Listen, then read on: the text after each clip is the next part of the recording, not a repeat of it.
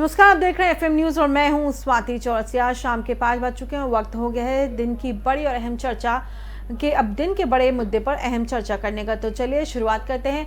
UP में चुनावी बिगुल बज चुका है। जी हां, यूपी में चुनाव होने वाले हैं और बहुत ही कम समय रह गया है। ऐसे में तमाम राजनीतिक पार्टियों ने कमर कस ली है।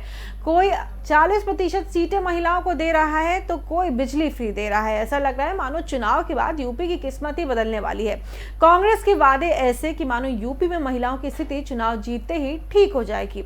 20 लाख युवाओं को सरकारी रोजगार देने का वादा, इंटर पास लड़कियों को मोबाइल और ग्रेजुएशन पास करने वाली लड़कियों के लिए अलग ही तमाम सुविधाएं देने की बात हो रही है। गेहूं धान का समर्थन मूल्य 2500 रुपए और गन्ने की एमएसपी 400 रुपए देने का वादा। यूपी के सभी गरीब परिवारों को 25,000 रुपए देने का वादा और बिजली बिल आधा किया। जी हाँ, ये तमाम वादे हैं कांग्रेस के। और उसके बाद समाजवादी पार्टी भी कहीं भी पीछे नहीं छूटी है। समाजवादी पार्टी ने भी तमाम वादे किए हैं। समाजवादी पार्टी के मुखिया अखिलेश यादव जगह जगह जा कर के जनता को संबोधित कर रहे हैं, आम जनता से मिल रहे हैं, रैलियां कर रहे हैं और लैपटॉप भी बांट रहे हैं और सीधा सीधा वार कर रहे हैं उत्तर प्रदेश की योगी सरकार पर कि योगी को लैपटॉप चलाना ही नहीं आता और इसलिए योगी अपने वादे भी पूरे नहीं कर पाए। यूपी में सौगातों की बहार, और इसी मुद्दे पे आज हम चर्चा करने वाले तमाम मेहमान हमारे साथ जुड़ रहे हैं। तो आइए उन सब का आपसे मैं परिचय करा देती हूँ। मेरे साथ जुड़े संदीप दुबे जुड़ रहे हैं, नेता बीजेपी। ताजुद्दीन अंसारी पूर्व मंत्री हैं आप कांग्रेस के। और वंदना सिंह मेरे साथ जुड़ रही हैं, आप समाजवादी पार्टी की प्रवक्ता हैं। बहुत स्वागत है आप तमाम मेहमानों का हमारे साथ। सबसे पहले मैं आना चाहूंगी संदीप दुबे जी के पास। संदीप जी, ऐसा लग रहा है कि उत्तर प्रदेश में मानो उपहारों की बहार आ गई है, यानी जितनी भी सौगातें हैं वो मिलनी शुरू हो गई, चाहे फिर वो कांग्रेस की बात करें, चाहे हम समाजवादी पार्टी की बात करें। जहां एक तरफ अखिलेश यादव ने भी बीती 30 अक्टूबर को लैपटॉप बांटे हैं आजमगढ़ में, तो वहीं प्रियंका गांधी ने जिस तरीके से तमाम जो बातें रखी हैं सामने, तमाम वादे किए कि महिलाओं को 40% सीटों में आरक्षण, महिलाओं के लिए इतना कुछ कर देंगी कि मानो उत्तर प्रदेश में अगर कांग्रेस की सरकार आ गई तो जो बहाल स्थिति है महिलाओं की वो बिल्कुल सुधर जाएगी। क्या कहेंगे संदीप जी? स्वाति जी, देखिए, सभी राजनीतिक पार्टियों का काम है कि लोकतंत्र में अपना अपना पक्ष वो जनता के बीच रखें। मैं सिर्फ इतना कहूंगा कि जो भी विपक्षी पार्टियां हैं आज उनके वो सब बेरोजगार लोग हैं, वो रोजगार के लिए जो भी उनको बात कहनी है, अपनी अपनी तर्क रखनी है, तथ्य रखनी है, वो रख रहे हैं। उनको लेके, उनकी पार्टी को लेके मैं तो बराबर, भारत के यशस्वी प्रधानमंत्री जी या योगी आदित्यनाथ जी ने जब भी हमारी सरकार बनी, जब स्वयं वो प्रधानमंत्री बने थे नरेंद्र मोदी जी, तो उन्होंने कहा था कि राजनीतिक पार्टियों को चाहिए कि वो एक राजनीतिक पार्टियां उससे बड़ी लकीर खींचे, ये ना करें कि हम एक दूसरे की बुराई करें, एक दूसरे की पैर खींचे। हमें जरूरी है कि जनता के लिए हम बेहतर योजना हम क्या कर सकते हैं उसको लेके जनता के बीच जाए। अभी जो सबसे बड़ी उत्तर प्रदेश की समस्या कांग्रेस के साथ ये है कि कांग्रेस के पास न नीति है न नेता है। कांग्रेस और सपा पहले आपस में ये दोनों तय कर पा लें कि ये दोनों किस भारतीय जनता पार्टी से क्यों लड़ना चाहते हैं। इनको तो अपने अभी संगठन को मजबूत करना चाहिए, अपने लोगों को देखना चाहिए और बेहतर ये लोग काम करें, ये शुभकामना है। और प्रियंका जी तो एक बेटी है और बेटी के बारे में मैं ऐसा कोई तथ्य नहीं कहना चाहता, उनकी आलोचना नहीं करना चाहता, लेकिन आज जरूरी है एक बात सबको जानना कि हम सबके अच्छे और बुरे कर्म से हमारा राष्ट्र प्रभावित होता है। तो हम सब लोग को मिलके बेहतर काम करना चाहिए अपने राष्ट्र के लिए और अपनी कितनी अच्छी भूमिका इस राष्ट्र में हो इसको समझना चाहिए, उसी अनुरूप सजाना चाहिए, संवारना चाहिए। अगर इस देश में अपनी भूमिका हम तय करना चाहते हैं, उत्तर प्रदेश में अपनी भूमिका तय करना चाहते हैं, तो पहले दूसरे के ऊपर आरोप लगाने से पहले स्वयं को बदलना पड़ेगा, स्वयं की बुराइयों का परित्याग करना पड़ेगा। क्योंकि ये वो कांग्रेस है जो गांधी जी के नाम को बहुत प्रॉस्पर यूज किया है। और गांधी जी के 3 बंदर होते थे, तीनों बंदरों की थी कि बुरा मत देखो, बुरा मत सुनो, बुरा मत कहो। लेकिन आज ये बुरा सुनते हैं, बुरा देखते हैं और बुरा ही कहते हैं। इनके पास आज कोई योजना उत्तर प्रदेश को लेके नहीं है और ये पार्टी के पास ना नियत है और नीति है। चलिए, पार्टी के पास ना नियत है ना नीति है, इस वजह से कांग्रेस को अब इतने सारे लुभावने वादे करने पड़े हैं। क्या कहना चाहेंगे? मेरे साथ जुड़े हुए हैं अंसारी साहब, जुड़े हुए हैं, आप पूर्व मंत्री रहे हैं कांग्रेस सरकार में। सब आपके पास आना चाहूंगी। इस तरीके के वादे कर जिस तरीके से प्रियंका गांधी भी सामने आई है। 40% महिलाओं को वो सीटें देने की बात करें, ये दांव खेला है कांग्रेस कहीं ना कहीं। देखिए कहीं ना कहीं क्यों, बल्कि सीधे तौर पर कांग्रेस उत्तर प्रदेश में तो बिल्कुल ही खत्म हो चुकी है, दोबारा से अपनी जमीन ढूंढ रही है कांग्रेस उत्तर प्रदेश में। अंसारी साहब, देखिए मेरी बात सुनिए, जहां तक ताल्लुक कांग्रेस का है तो आज जो भारतीय जनता पार्टी अपनी तमाम काम की योजनाएं गिनवा रही हैं, वो सब हमारे प्रिय भूतपूर्व प्रधानमंत्री डॉक्टर मनमोहन सिंह की देन है, जिन्होंने तमाम हिंदुस्तान के लिए जो योजनाएं चलाई थी, चाहे मनरेगा योजना हो, चाहे सड़कों की योजना हो, आज जो विकास हो रहा है, जो नजर आ रहा है, वो सब कांग्रेस की देन है। दूसरी बात, अभी प्रियंका जी ने, मेरे अजीज दोस्त, मेरे भाई, आज कांग्रेस ने, प्रियंका जी ने जो ऐलान किया है कि हम महिलाओं की भागीदारी 40% करेंगे, ये बहुत बड़ी बात है, ये मामूली बात नहीं है। और मैं हर पार्टी की बात कर रहा हूं कि वो वादे करने चाहिए जनता से जिनको पूरा कर सके। जब आप पूरा ही नहीं कर सकते, जैसे 15-15 लाख रुपए आप दे रहे थे, आपने वोट लिए, आपने चुनाव जीत गए, वो आज तक ना तो 15 लाख नजर आए, कहीं नहीं दिखाई दे रही है। इससे पहले भी ना आपको नजर आया, ना मुझे नजर आया। बीजेपी, लेकिन हाँ, मैं एक बात तो मानने पर चाहूंगा, बिल्कुल अच्छी बात कह रहा हूं कि जनता फैसला करेगी उत्तर प्रदेश की। अब जनता किसी के बहकावे में नहीं आएगी। जनता बहुत जान चुकी है कौन हमारा हमदर्द है, कौन हमारा हमदर्द नहीं है। आप देखिए कि हमारी बेरोजगारी की दर आप इंटरनेशनल लेवल पे देख लीजिएगा या इंडिया के नेशनल लेवल पे देख लीजिए, 20% से ज्यादा और लोग गरीब हो गए, रोजगार नहीं रहा। इससे क्या फायदा हुआ कि आपने 100 अरबपति तो बना दिए, लेकिन जो गरीब था वो बेचारा आज भी गरीब है, वो सरसों के तेल के लिए भी गरीब है, वो पेट्रोल के लिए भी गरीब है, वो अनाज के लिए भी गरीब है। संदीप जी ठीक है, सारी चीजें आपने महंगी कर दी। लगता है कि गरीब आप एक बात कहते हैं सरकार या मोदी सरकार कि सबका साथ सबका विकास। आप मुझे बताइए, आवास की योजना के अंतर्गत सबका विकास कहाँ हुआ? मकान कितने बने? आप मुझे ये बता दीजिए कि 50 मुसलमानों को मकान मिले क्या पूरे उत्तर प्रदेश में? आप उनके नाम मुझे बता दीजिए। कहने का मतलब ये है कि सिर्फ खाली बात से बात नहीं बनेगी, काम से बात बनेगी। वंदना जी भी हमारे साथ जुड़ी हुई है। ठीक है सर, ठीक है अंसारी साहब, बहुत शुक्रिया।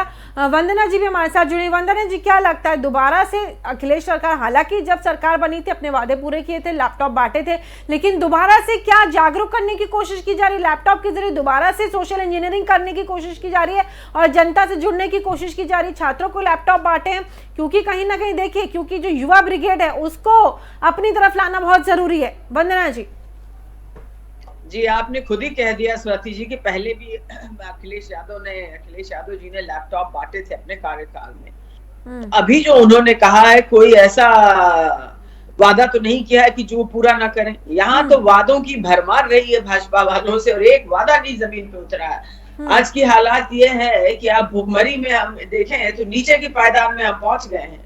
हमारी ये हालत है कि हम बांग्लादेश के भी नीचे पहुंच गए, नेपाल के नीचे भी पहुंच गए, और भूटान भी हमें आंखें दिखाता है। ऐसे तो हम विश्व गुरु बन चुके हैं। तो ऐसी तो बात ना कहें और ना ही ये पीठ थपथपाएं अपनी। और रहा सवाल राजनीतिक दलों का, सबकी अपनी अपनी रणनीति है और सब अपनी अपनी रणनीति के तहत चुनाव के मैदान में उतरे हुए हैं। ये लोग भी हैं। अब इसका फैसला तो जनता करेगी कि किसको आना चाहिए, किसको नहीं आना चाहिए, किसने क्या कर दिया है उसके लिए। जो हालात हमारे हुए हैं अभी इस देश की जो हालत है, आप कह रहे हैं नवयुवा की, उत्तर प्रदेश जो है इसको हम सबसे यंग स्टेट माने जाते हैं। सबसे ज्यादा जो नौजवान लोग रहते हैं वो उत्तर प्रदेश में ही है। और उसके अलावा 80% जो है वहां के किसान हैं। किसानों की क्या हालत है आज, वो हमसे आपसे किसी से छुपी नहीं है। नौजवानों की क्या हालत है वो भी आप देख रहे हैं। और महिलाएं कहाँ पे खड़ी हुई है वो भी साफ जाहिर है। ये कहने के लिए कि ये लोग बेरोजगार हैं और उनको कुछ नहीं, अरे आप तो बहुत बड़े वो है जानकार, तो कुछ कर दिया होता। 5 साल कम नहीं होते हैं, सिवाय वादों की झड़ी लगाने से कुछ नहीं होता है। एक करके तो दिखाते आप। नौजवानों को नौकरियां तो देते, महिलाओं की सुरक्षा तो होती।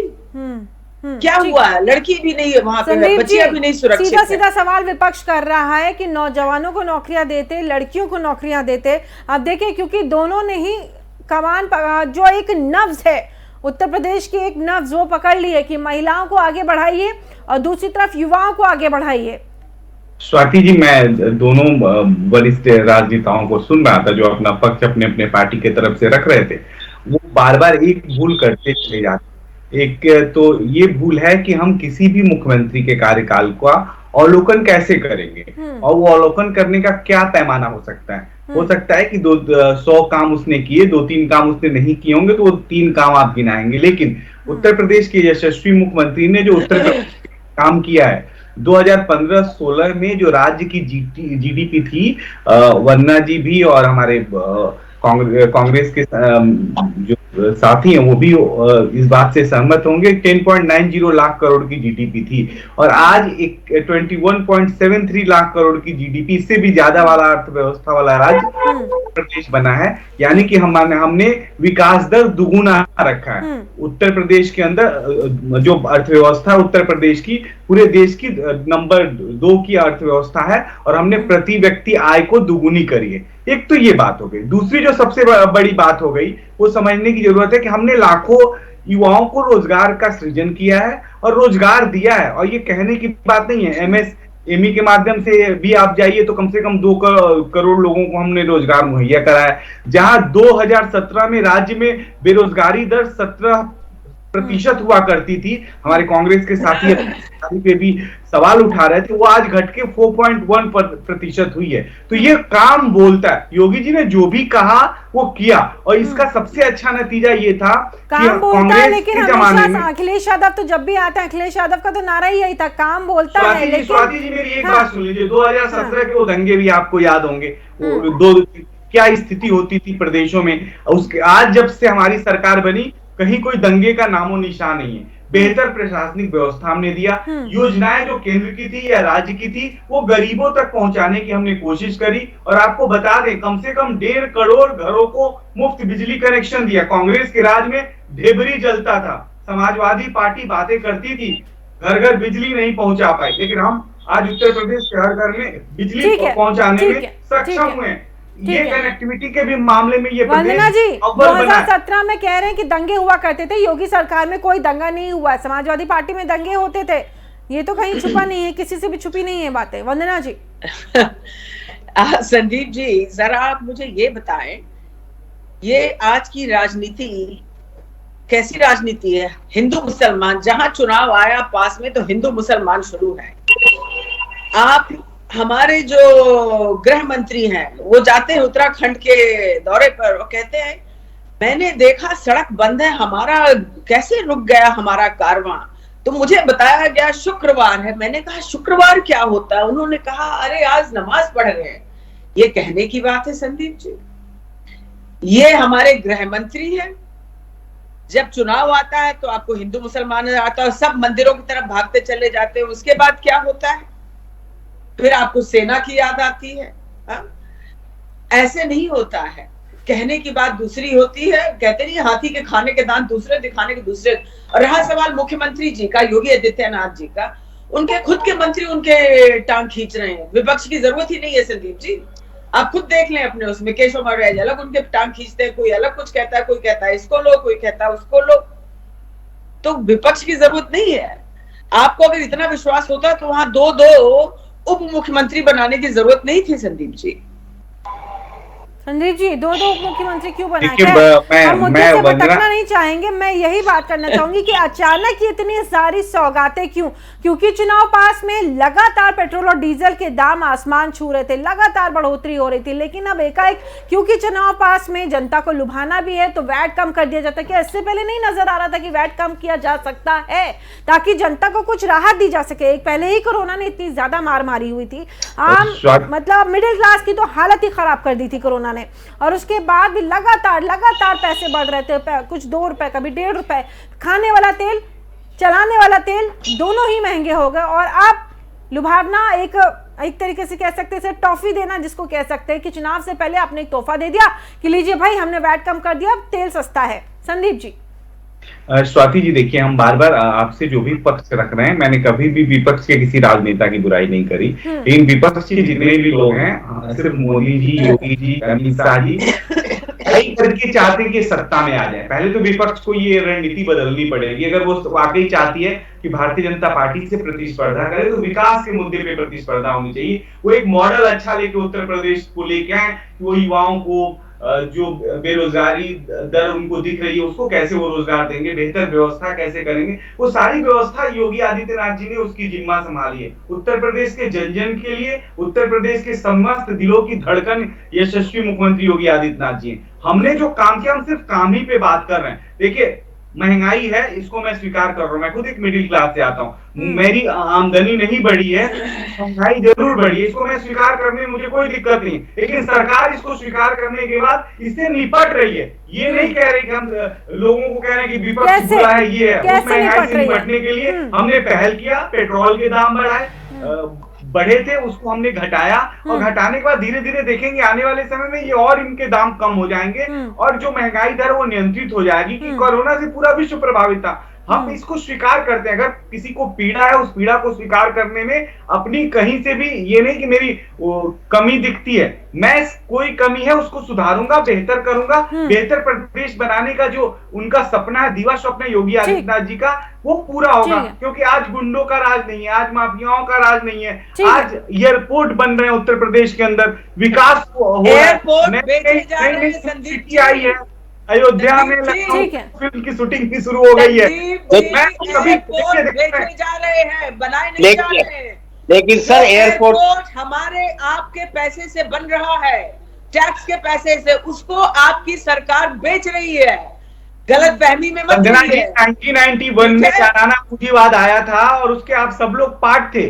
ये नहीं भूलना चाहिए कि आज जो ये व्यवस्था में परिवर्तन हो रहा है, इस परिवर्तन की देन जो है पूर्व एंड जो यूपीए की सरकार थी, हमारे मंत्री महोदय बैठे हुए हैं, उनको श्रेय जाता है।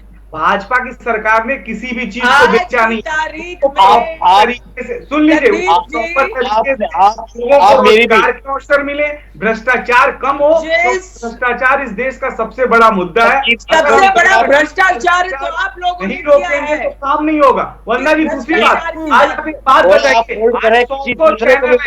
बोलने का ठीक है संदीप जी, बाकी लोगों को मौका दीजिए, अंसारी साहब कुछ कहना चाह रहे हैं। 50 लोगों को रोजगार मिल रहा है, तो क्या ये गलत काम हो रहा है? ठीक है, मैं अभी बता रहा हूँ आपको, कहना चाह रहे हैं, उनकी बात भी सुन लेते हैं कि क्या कह रहे हैं।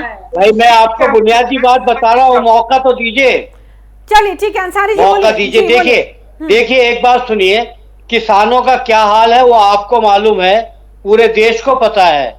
लेकिन किसानों के बाद एक तबका है बुनकर समाज, जो बुनकर समाज से तमाम कपड़ा बनता था, चाहे वो फैजाबाद में हो, चाहे बनारस हो, मुबारकपुर हो, मेरठ हो, बिजनौर हो, हमारे पंजाब है, लुधियाना, अमृतसर, हमारे पूरे हिंदुस्तान से कपड़ा बनके तमाम एक्सपोर्ट होता था। और उसकी एक्साइज ड्यूटी फ्री धागा मिलने के बाद में वो एक्सपोर्ट होता था, तमाम लोग रोजगार से लगे हुए थे। आप मुझे एक बात बताइए, हजारों कंटेनर दुबई जाते थे कपड़े के, हमारे हिंदुस्तान से अमेरिका जाते थे। आज बुनकर समाज जो है वो कहाँ खड़ा है? किसानों के बाद सेकंड नंबर है बुनकरों का, जो खुदकशी करने पे मजबूर है, खुदकशी करने पे मजबूर है। आपने क्या किया? मेरे लफ्जों से ना कर मेरे किरदार का फैसला, मेरे लफ्जों से ना कर मेरे किरदार का फैसला, तेरा वजूद मिट जाएगा मेरी हकीकत ढूंढते ढूंढते। ठीक है, एक बात सुनिए मेरे दोस्त, मेरे अजीज, बुनकर समाज आज की तारीख में, जब हमारे कांग्रेस गवर्नमेंट थी तो इंदिरा गांधी जी ने नो प्रॉफिट नो लॉस की योजना चलाई और जनता धोती का आविष्कार किया।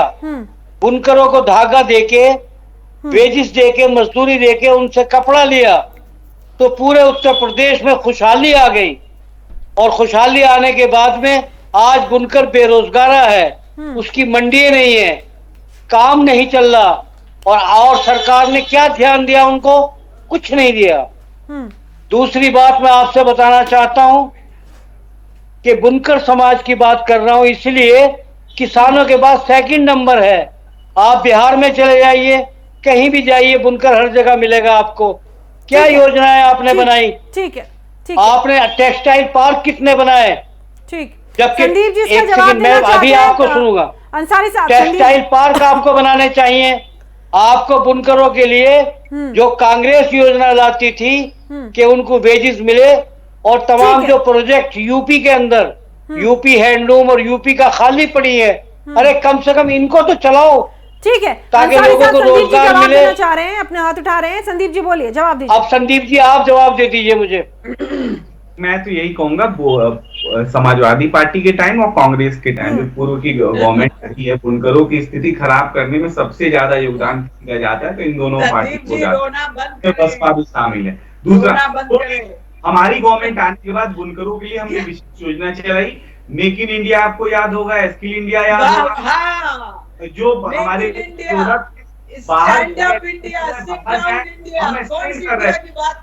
ना कांटे दो, मुश्किलें दो या ताज दो, मुझे जो भी कठिन सवाल है वो सवाल दो मुझे, चलना नहीं है। ठीक है, संदीप जी सवाल भी ले लेते हैं। वंदना जी भी लगातार कुछ कहना चाह रही हैं, उनकी भी बात सुन लेते हैं। स्वर्ग बनाएंगे, मर्जी आपकी।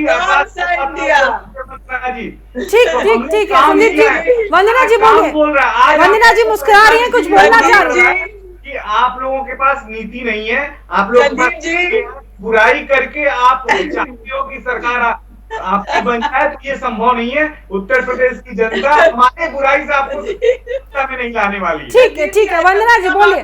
संदीप जी, कम से कम आप हंसते हुए झूठ बोलते हैं, मुझे बहुत अच्छा लगा, इसलिए आप अक्सर आया करिए, ठीक है? नहीं, मैं हंसते हुए बोल रहा हूँ, मैं सत्य बोल रहा हूँ, और सत्य को स्वीकार करना ये तो आप चाहिए। जो हम जितनी बुराई करिए, हम सत्ता में हैं, लेकिन आपको बुराई से सरकार नहीं बनने वाली है। ऐसा है, सोच लें कि देखिए सरकार का जहाँ तक ताल्लुक है, अरे संजीव जी सरकार का जहाँ तक ताल्लुक है, मेरी बात सुन लीजिएगा आप एक मिनट। प्रियंका गांधी ने जो बेड़ा उठाया है कि भीगे हुए परोसे परवास करके देख, अंजाम उसके हाथ है आगाज करके देख। ये कैंचियां क्या मेरे पर काट डालेंगी, मैं परोसे नहीं हौसले से उड़ती हूँ। प्रियंका गांधी हौसले से उड़ रही है, और आप यकीन मानिए कि हमारे बगैर सरकार कोई नहीं बना सकता। तय कर ले कि गठबंधन से लड़ेंगे कि अकेले लड़ेंगे। अरे भाई, हम जो भी लड़ेंगे पहले आपस में निपट लीजिए, वो हमारा हाई कमान फैसला करेंगे। वो हमारे हाई कमान फैसला करेंगे, क्योंकि वो व्यक्ति को बहुत शुद्ध बनाती है। वो तो बात की बात है, वो विपक्ष पे छोड़िए, हम विपक्ष फैसला करेगा। अभी तो वो हमारा हाई कमान फैसला करेगा, हाई कमान फैसला करेंगे। ऐसे होश उड़े हुए हैं, ये हाई कमान है कहाँ? एक मिनट बोल दूं? चलिए वंदना जी को भी मौका दे दीजिए कुछ बोलने का। वंदना जी काफी देर से कुछ बोलना चाहिए। संदीप जी अब आप लोगों के ऐसे होश उड़े हुए हैं संदीप जी कि हमारे प्रधानमंत्री जी जाते हैं केदारनाथ, वहां कैमरा जाता है, वो पूजन पाठ कर रहे हैं, कैमरा हमें दिखा रहा है। बताइए किसके खर्चे पे जा रहा है भाई साहब? ये हमारा आपका खर्चा है। एक मिनट। और जब आदमी पूजा करने जाता है तो वहां कैमरे से दिखाने की जरूरत नहीं पड़ती। किसको लुभा रहे हैं, उत्तर प्रदेश को कि उत्तराखंड को? ये सब नाटक जो है ना, इससे पब्लिक इस झांसे में नहीं आने वाली। संदीप जी आप लोग को डर ही है कि हिंदू एक हो गया, और आप लोगों ने आप गलत कह रहे हैं। अरे भाई, देश पे जो राज किया है, वो राज करने की जो आपकी नीति थी गलत थी। अब गरीब बनाओ और राज करने की कांग्रेस की नीति पूरी तरह से असफल इस भारत में हुई है। अरे हिंदुस्तान वो चमन है, अरे हिंदुस्तान तो वो चमन है। अंसारी साहब, वंदना जी को कुछ बोलने दीजिए, कुछ बोलना चाह रही समाज के लोग ही तो सेकुलर हैं। हिंदू समाज सेकुलर है, हिंदुस्तान का बहुत बड़ा सेकुलर है। 7 करोड़ और जुड़ गई है गरीबों की संख्या। जरा गरीबों की संख्या बढ़ गई है, हिंदू समाज बहुत सेकुलर है।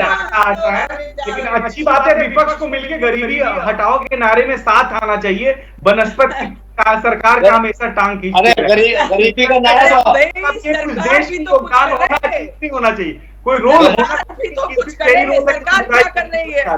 गरीबी का नारा तो मेरी सरकार ने लगाया था।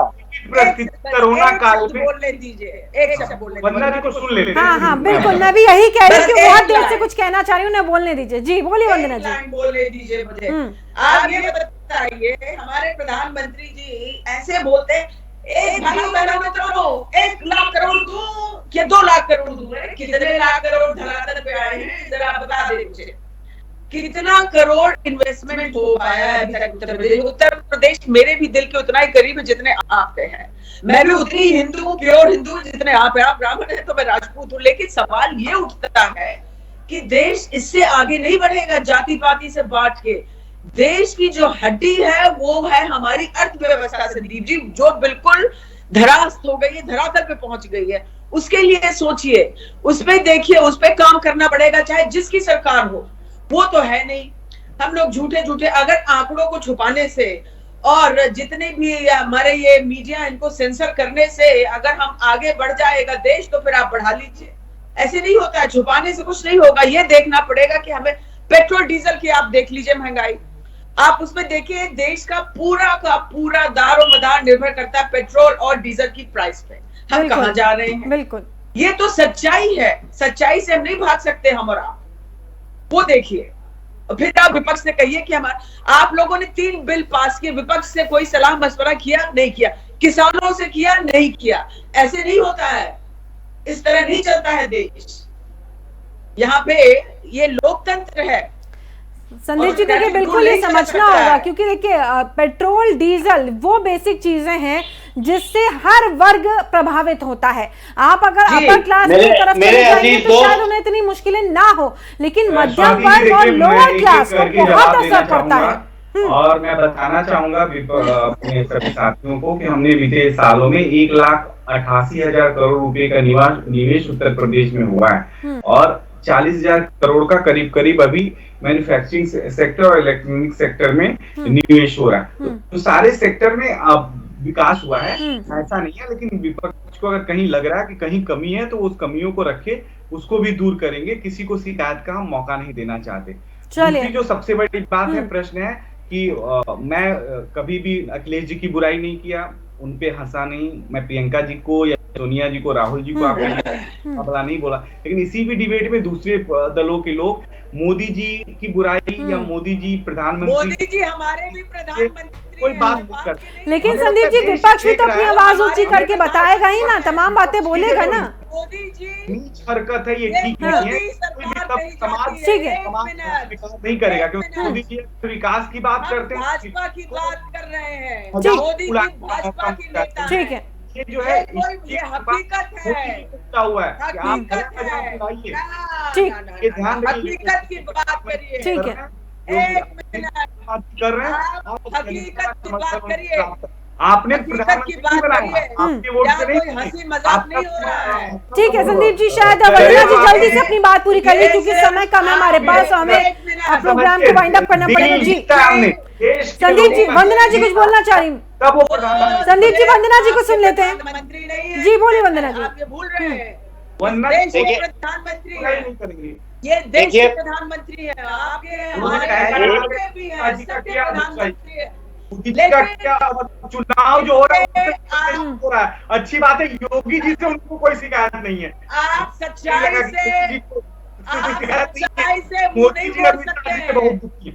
मतलब एक बात बताइए संजीव जी, भाई संजीव साहब एक बात बताइए, अमित शाह ही कर रहे हैं और कौन है बता दीजिए। वंदना मैडम को भी मैं बताने जा रहा हूँ, एक बात मेरी सुन लीजिएगा कि ये 20 करोड़ मुसलमान हैं, क्या इनमें से आप बीजेपी के लोग कितने % लोगों को टिकट देते हैं? क्या एक भी लोकसभा का मेंबर नहीं बन सकता? ये तो दिक्कत है, आप धर्म के आधार। मेरी बात चलिए चलिए, अब क्योंकि समय कम है हमारे लिए, हम धर्म की तरफ नहीं जाते, हम धर्म की राजनीति करने के लिए आज नहीं बैठे थे। यही तो कर दिया संदीप जी, अंसारी साहब और वंदना जी, ठीक, अरे भाई ठीक है।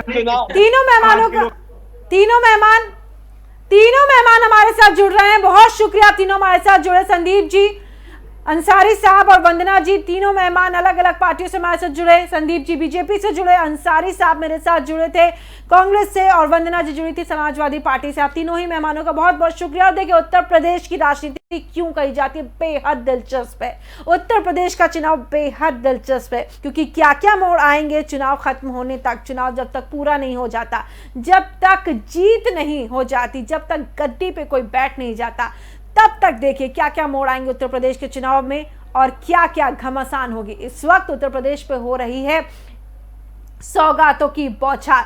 आगे भी एफएम न्यूज लगातार उत्तर प्रदेश के चुनाव से जुड़ी तमाम खबरें आपके सामने रखता रहेगा। आप देखते रहिए एफएम न्यूज।